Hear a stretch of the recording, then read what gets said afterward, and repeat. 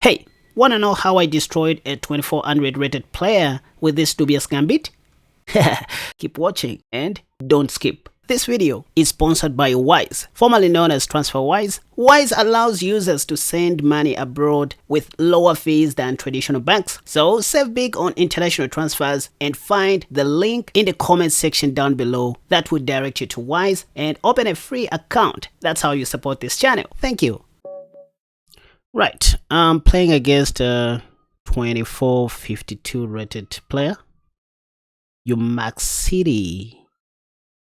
Let me try the Fianchetto Gambit again. I like playing the Fianchetto Gambit against higher rated opponents just to see how well they understand, these dubious gambits. D5 is what I recommended in this position. Yes, and then this is when you take back on G6. So Bishop D3 attacking my G6 pawn. I said in this position you should always consider playing Queen D6 to protect your G6 pawn, and also just stopping white from playing Bishop F4. And whenever you see Knight F3, you just go Bishop G4 to pin that knight to the queen. Pawn to H3 is a 1-0 move because after all, white can't take my bishop due to rook takes H1 check. So in this position, I said just go ahead and develop your queen's knight on C6. And yes, they always play pawn to C3. I don't know why my opponent is playing very fast, but hope they know what they are doing. In this position, the right move is pawn to E5. You see, I always play the same things. Why? Because most of my opponents, play the same things as well. They play the same moves. And that's one beauty I have found about this weird, Fianchetto Gambit. Because it is so simple to play. I played knight c6, my opponent played c3, and pawn to e5, pawn takes. What did I say in this position? You should always take back with your knight, pressurizing the pinned knight on f3. And yep, there we see bishop d3, like what everybody does. And whenever you see this, I said just take on f3 with your light squared bishop, and then castle long to defend your d5 pawn twice, since it was attacked by white pieces twice.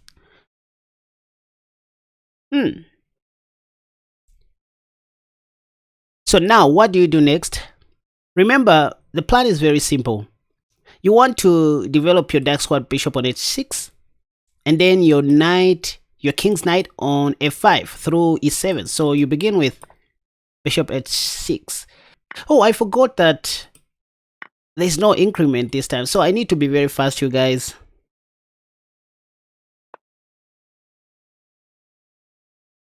Yeah, now I can begin pushing my g-pawn to oversimplify the game. Under normal circumstances, you want to put your king's knight on f5. Yeah, just continue. I don't mind giving up a pawn in this position because of rook dg8. So the whole idea is just to open the king side.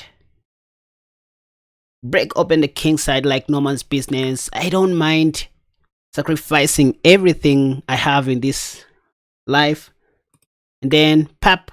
And I don't know why my opponent is taking everything I offer them to eat. Look, this is not Pac-Man doo-doo where you eat every stuff you see. This is chess, and just because the name of the game is chess, it doesn't mean all you have to be doing is chasing your opponent's king wherever it goes. Who are we? Why do we even play chess? Anyway, okay, there we see queen f3. See how beautiful this is, you guys. First, I can play queen b6 if I want. Yep, doing this. And wait a second, I have a sacrifice in this position. Knight takes f2 is a very beautiful sacrifice, you guys. The point is, yep, after king takes, now I go rook h2. Who am I? Okay, something is getting weird, and I'm running low on time. Give a check. No, I'm going to play. Oh, wait a second. Oh, 4 seconds.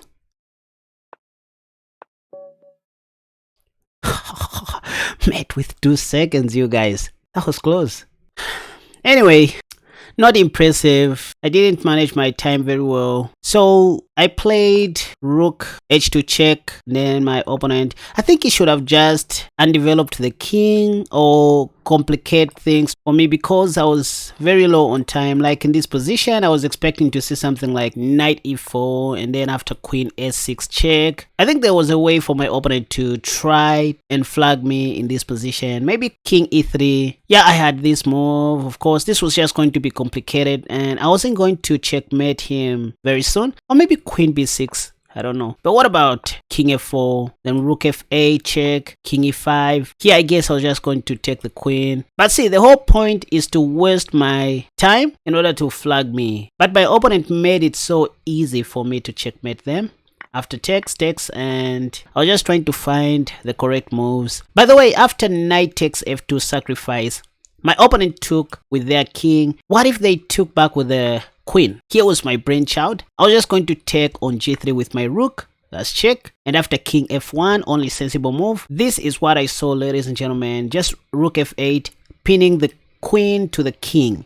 So this is the only move sequence I saw. Nothing much, nothing more than this. But to my surprise, my opponent played king takes f2 after knight takes. Then it was from here where I started improvising after king e3.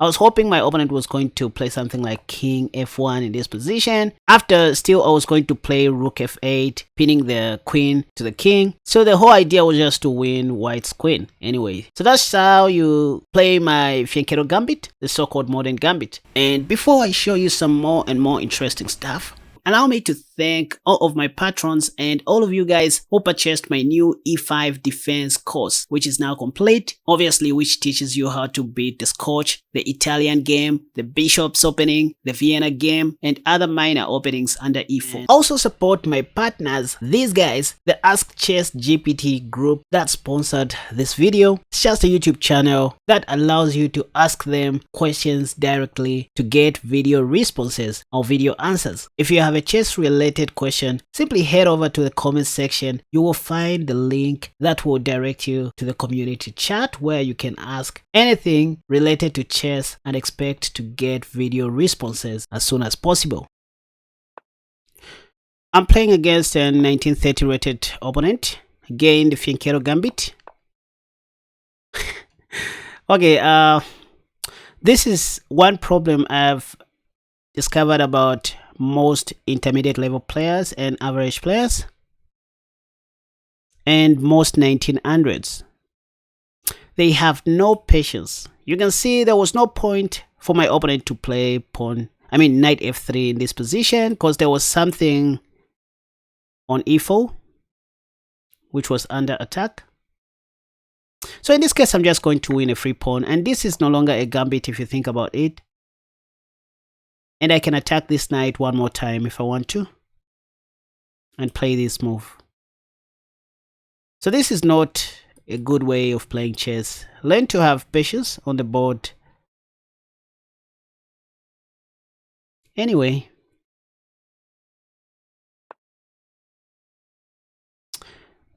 now I can even, wait a second, let me just connect my pawns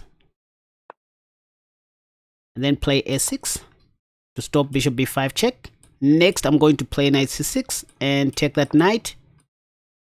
Yes. So you can see the reason why I played a6 in advance to stop bishop b5. And now I can take if I want. Yeah, here I can just take. Just to oversimplify things and then play pawn to c6. You can see how solid my opening is. And now because the dark squared bishop is no longer defending the b2 pawn, I can even play queen b6, also unpinning my e7 pawn. And now I can attack the e5 pawn. So see how easy or how simple chess is when you just do the right thing.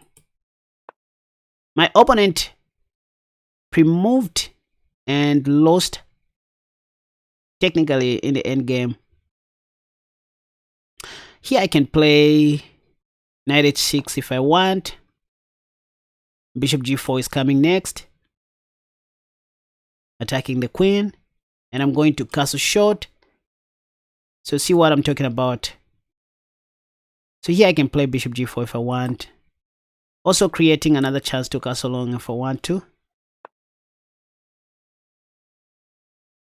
So this is not how to play chess.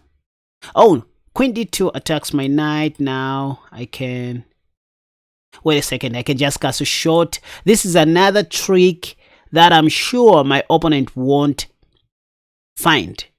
Okay, because he doesn't have patience. They lack patience. So I can just castle short, sacrificing my knight temporarily because I have checkmate. Look at this.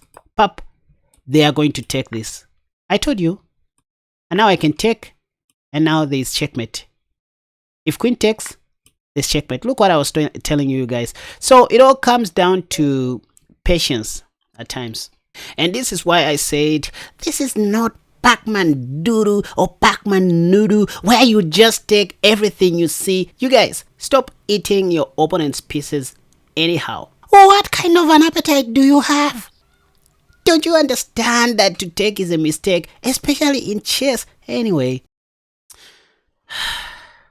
chess is 99% tactics. And remember, you guys, this is also what I said in my yesterday's video. Sometimes it's nothing to do with your openings. You might play your opening stage very well, even outplaying an international master or an advanced player, but chess comes down to tactics. As Susan Poga once said, chess is 99% tactics. And that's what killed my opponent in this game. First of all, they were playing very fast, not understanding the moves, and that's lack of patience, which I'm talking about. You need to take your time in the opening stage, especially if you don't know what your opponent is doing. Just play slow chess whenever you are in doubt, and then be ready to fight in the middle game and in the end game, because that's where it matters the most. At the end of the day, a player who is more tactically sharp with special eyeballs ends up winning the whole game, not the player who knows their opening very well. Anyway, I'm done for today. I just wanted to entertain you guys with my modern gambit, and I hope you enjoyed. Now, time for you to go and check out my new E5 defense course, which I have also linked in the comment section down below. And I'm glad to say, so far it has received a lot of attention and people are getting it like crazy. So it's an opening response that you try against White's E4 opening. You're going to learn how to play against the Scotch, the Royal Pace, the Bishop's opening, 3 Knights opening, the 4 Knights game, the Vienna game, even the Italian game. So it's the complete E5 defense course that I just launched with my team. You better go and check it out. Thank you so much for watching this video. Until next time, have a wonderful day. Bye bye.